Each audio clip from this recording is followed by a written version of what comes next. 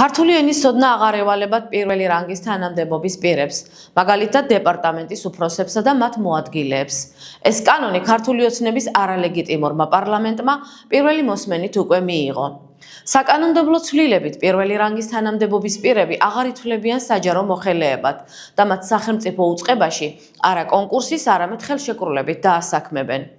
არის თუ არა ანტისახელმწიფოებრივი ეს ჩანაწერი და ქმნის თუ არა იმის საფრთხეს, რომ საჯარო უწყებებში ვიხილოთ ორმაგი მოქალაქეობის, მაგალითად საქართველოს და რუსეთის მოქალაქეობის მქონე ქართული ენის არმცოდნე პირები.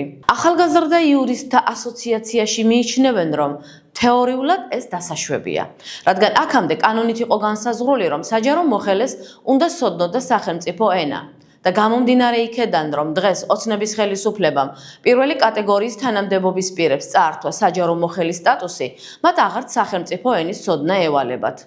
შესაბამისად, ქართული ენის არმცოდნე პირების შეიძლება იკავებდნენ ისეთ პოზიციას, როგორიცაა მაგალითად დეპარტამენტის ხელმძღვანელი. კანონის მიხედვით სახელმწიფო უწყებებში საქმის წარმოება სახელმწიფო ენაზე მიმდინარეობს.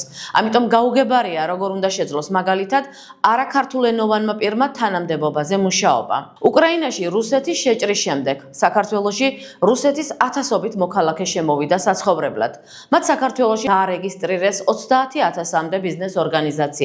დასაქმებული არიან სამომხმარებლო სფეროშიც. რამდენად შესაძლებელია, რომ ამ კანონის საფუძველზე ოკუპანტი ქვეყნის მოქალაქეები, თუ ისინი საქართველოს მოქალაქეობასაც მიიღებენ, ხელმძღვანელ თანამდებობებზე ვიხილოთ. საია მიიჩნევს, რომ გამორიცხული არაფერია. ალბათ გვახსოვს 1978 წელს კრემლმა საქართველოში სახელმწიფო ენად რუსულის გამოცხადება გადაწყვიტა. იმავე წლის 14 აპრილს თბილისში რუსთაველის პროსპექტზე ათასობით ადამიანი გამოვიდა ქართული ენის დასაცავად.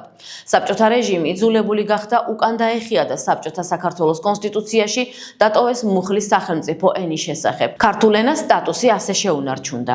დღეს კი უკვე დამოუკიდებელ საქართველოში ქართული ოცნების არალეგიტიმური ხელისუფლება ცდილობს გარკვეული თანამდებობის პირებისთვის სახელმწიფო ენა მეორეხარისხოვანი გახადოს. არ არის გამორიცხული ენის ფლობის კომპონენტში არსებული ხარვეზი ოცნების ხელისუფლებამ აღმოფხრას. თუმცა მთლიანობაში, როგორც იურისტები აცხადებენ, საჯარო სამსახურის შესახებ კანონში დაგეგმილი ცვლილებები რეპრესიული და არადემოკრატიულია. ამის შესახებ უფრო ვრცლად ინფორმაცია შეგიძლიათ წაიკითხოთ ონლაინ გამოცემა ბათუმელების ვებგვერდზე.